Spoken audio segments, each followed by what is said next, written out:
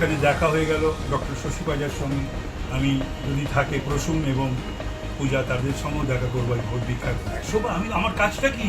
আমার কাজটাই তো এখন 15 লক্ষর ওপর যে মানুষ, দুজন ছাড়া সকলের কাছে ভোট ভিক্ষা। তো আমাকে তো প্রার্থী হিসাবে আমার 15 লক্ষ প্লাস যে ভোটার তাদের কাছে তো আমার ভোট ভিক্ষা করতেই হচ্ছে এবং করব। এটা আমার অধিকারের মধ্যে পড়ে এবং প্রতিটি ভোটারের কাছে যাওয়া এটাও আমার অধিকারের মধ্যে পড়ে। তাই আমি এই বাড়িতে শ্রদ্ধেয় অজিত পাজা, এখানে আমি এসেছি, থেকেছি, খেয়েছি। তিনি আমার পেশার গুরু ছিলেন, তার হাত ধরেই আমার এজলাসে প্রবেশ, হাইকোর্টে প্রবেশ।